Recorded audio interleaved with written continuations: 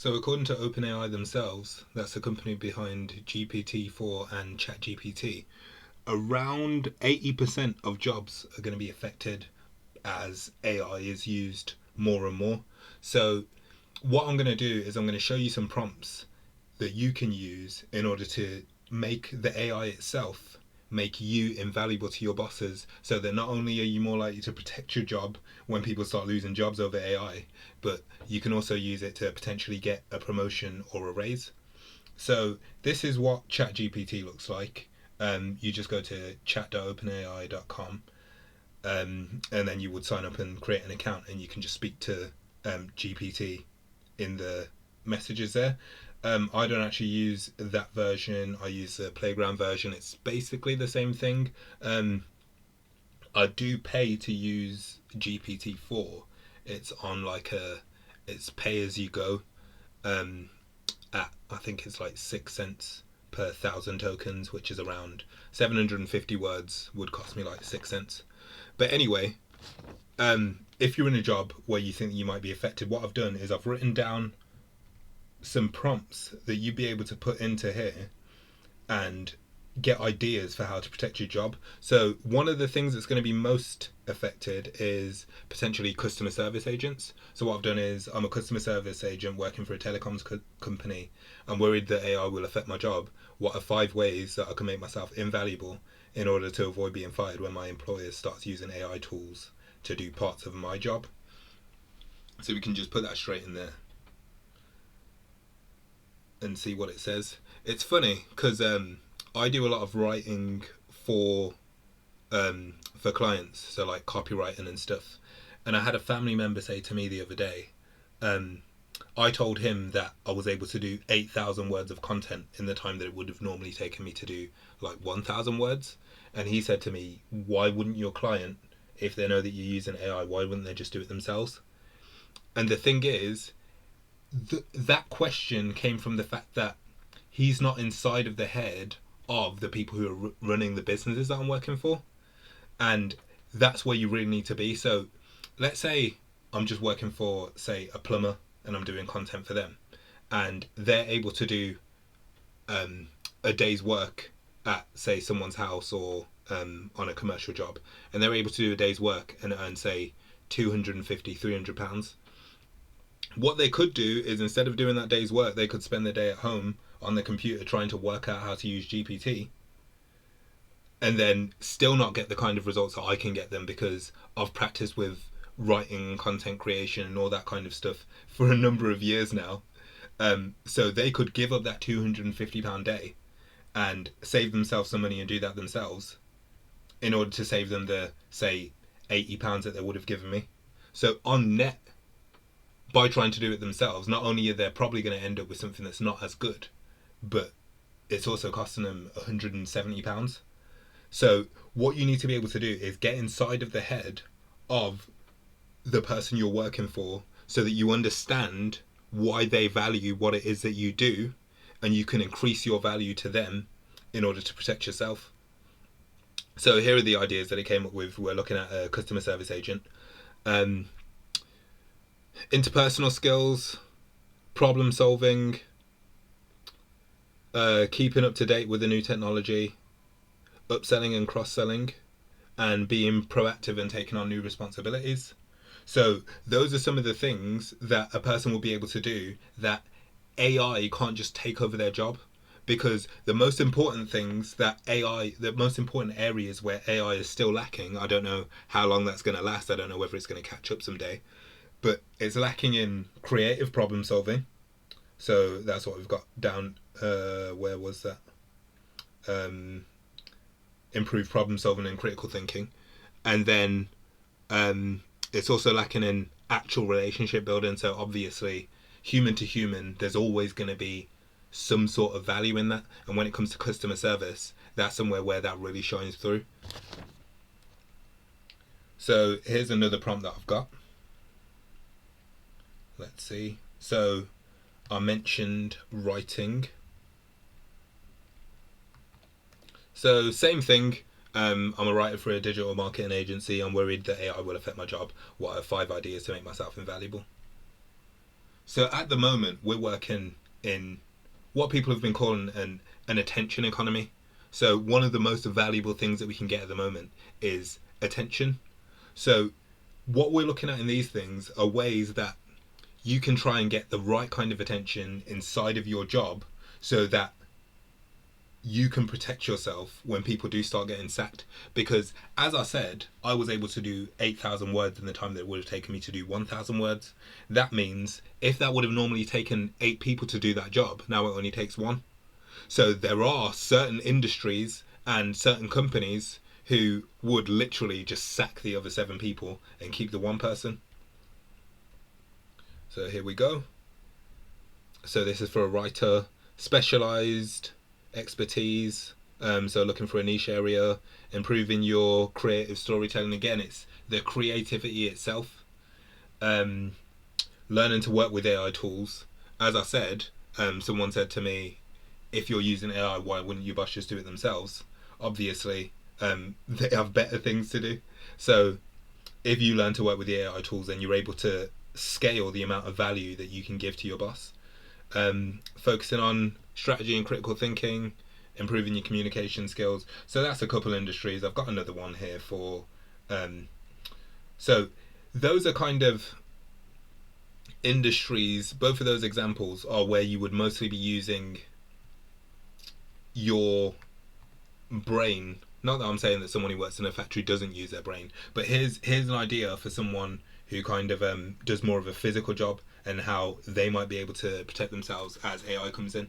So that's embracing the technology. So that's learning how to use the machinery. Obviously, when we've got machines there, you're going to need someone who's going to operate that machine, or at least for now. Again, problem solving, as we've seen, communication and teamwork, as we've already seen. What's coming next? Probably something we've already seen. Creativity and innovation, as we've already seen. Leadership and responsibility. There's a lot of ways that you can show leadership. You don't necessarily need to be one of the superiors in your industry or even in your company. It's just being able to be the best at one particular thing, or not even necessarily the best, but the person who's willing to do that thing. So here we go, taking on more responsibility and showing your leadership skills, and training new employees, managing a small team, leading a project. There's not always going to be room to do those things, but when they are, you want to show that you're eager and you're the person who they should choose to do those things. So that's essentially the same question I put in 3 times. But let's have a look at, what if you weren't just trying to protect your job? What if you were trying to advance your career? So let's take an example of a customer service agent again. So customer service agent working for a telecoms company. What are the 3 most important metrics that my boss is likely to look at when deciding whether or not to give me a raise or promotion? Again, as I said, you want to get inside of that person's head and know what it is that they value. So if there's certain metrics that they want to see, before even asking for a raise, you can look at those metrics, improve those metrics, keep a log to yourself so you can say, all right, I've been able to do this, this, and this. I think that I've created this sort of value for our company, and then ask them for a raise or promotion, or when the opportunity comes up for people to get raises and promotions, then you'll be able to show why they should pick you over someone else. So for customer service, they've got customer satisfaction score, first call resolution rate, so that's whether or not you're able to fix a problem on the first call, average handling time, and that's how long it takes for you to sort something out. What I like to do is, for a lot of these kinds of questions, I like to look at it in monetary terms, because the ultimate shareholders, or whoever actually owns a business, is going to be looking at things in monetary terms. So now let's have a look at, I'm a junior PHP developer. I work on website backends for my employer's clients. What are 3 ideas for projects that would add, let's say, monetary value? that would add monetary value to my employer's business and make me invaluable to my employer. So again, this is something that we can do that's kind of extracurricular, that is going to show our boss that we're going above and beyond, and not just in general doing busy work, but it's doing something that actually creates value in the business. Something that I didn't mention was that all of this stuff that you're doing, you want to be, as I said, it's an attention economy. You want to be very public about the things that you do. It's probably a bit cringy to be so public and kind of in your face about the things that you're doing, but at the end of the day, things can get pretty cutthroat. And if it's middle management that you're speaking to, you don't want them taking all of the credit for the things that you've done. On the back end of that also, as you're doing different projects and different work, if things do go sideways, you've got a public log of all the things that you've been able to do. So it will be much easier for you to move into a different job and get noticed by people, not just within your own company, but in the industry at large.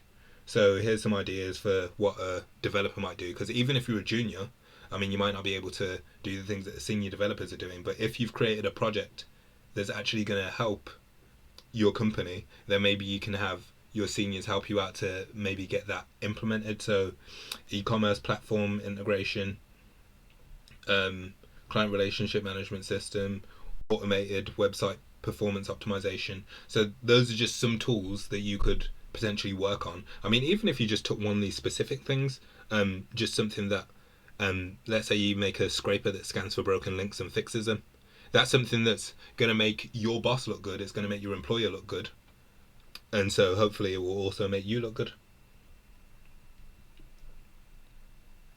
Something else for a writer is this example again. Let's have a look. So I've written, what can I do in my own time to add value to my employer's business or solve a problem that they're likely to have? How can I do this in a very public way? As I said, you want to do it publicly, even if it's a bit cringe. You want to do it publicly and make sure that you get the credit.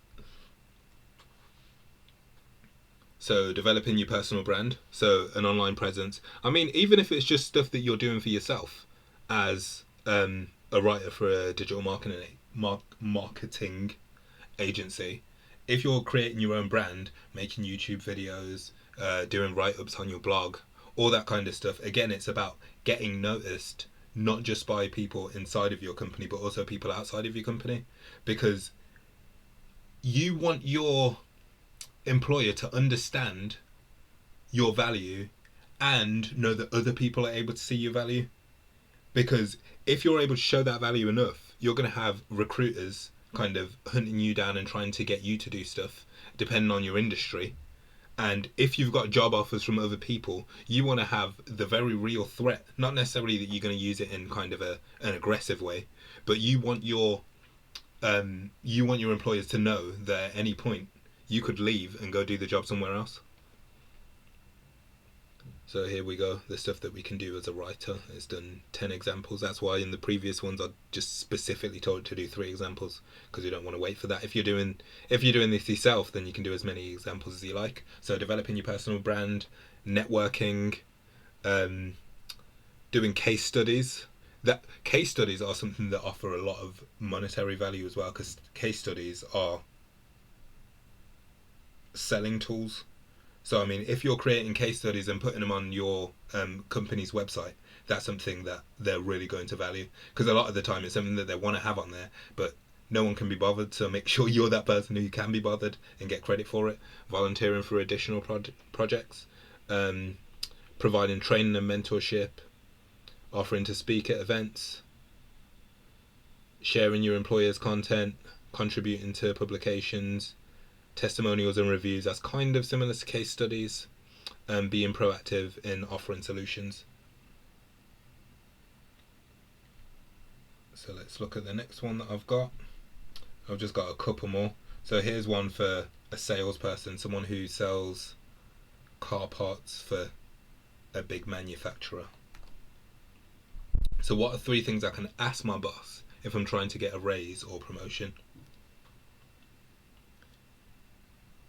So there's something that we'd said in an earlier question. What are the specific metrics that I might aim for Can we speak about my responsibilities and how they've evolved?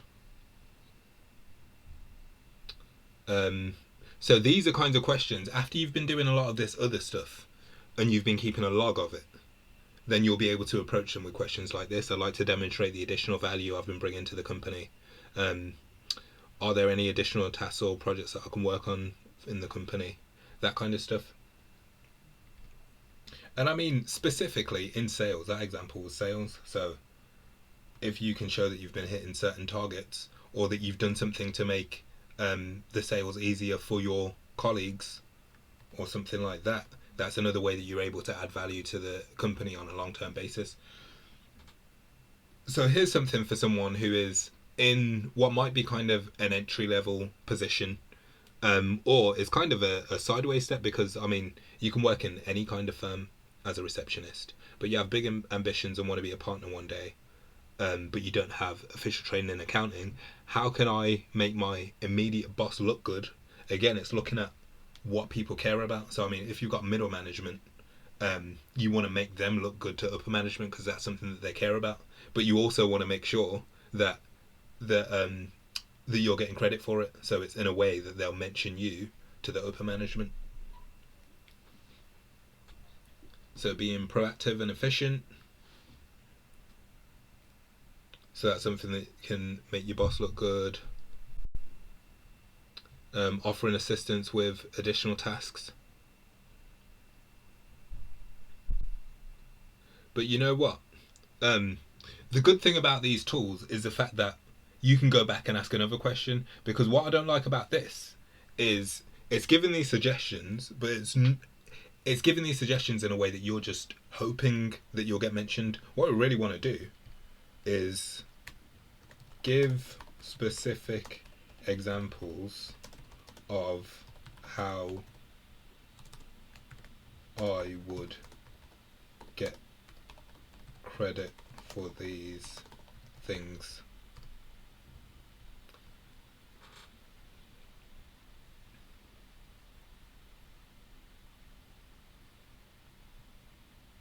Okay, there we go. So now it's given us some kind of metrics that would be able to get credit.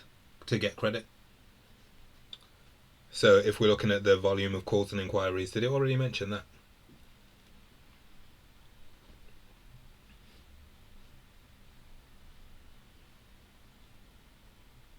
Sharing your contributions and suggestions with upper management.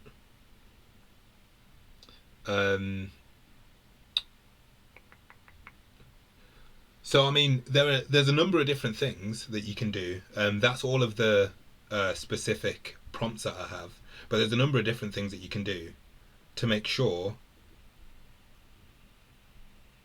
that you're getting credit for what it is that you've done. Because I mean, if you're doing all of that hard work, you don't want people just taking it.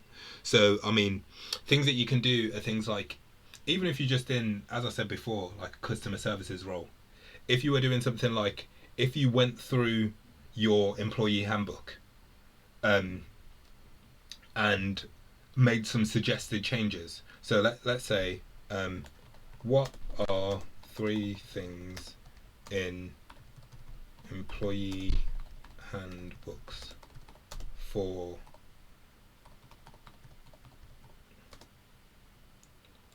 restaurants that tend to need improvement?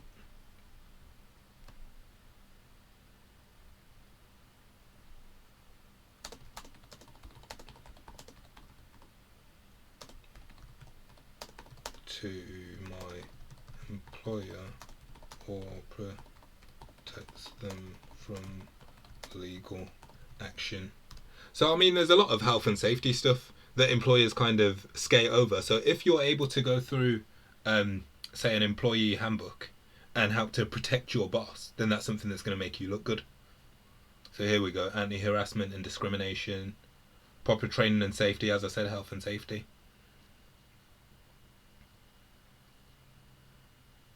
And what's interesting is you could literally get your employee handbook, get like a PDF or whatever, a way that you can paste it, and you can literally just paste it into here and say, what are 3 things in this employee handbook, or however many you want to do, what are 3 things in this employee handbook that that could be improved and make my boss look good? And then you can make those changes, and that's another one of those things where you can get mentioned to upper management doing that.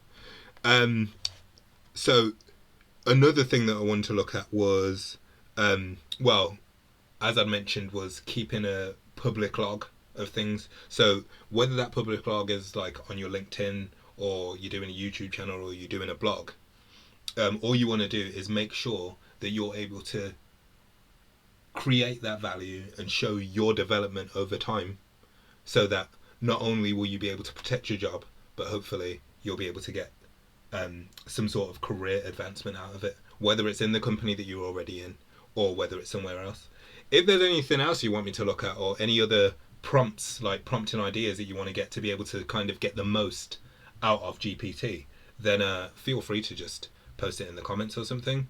I'd really appreciate it if you subscribed, because that'll help me out. And that's all for now. So thanks.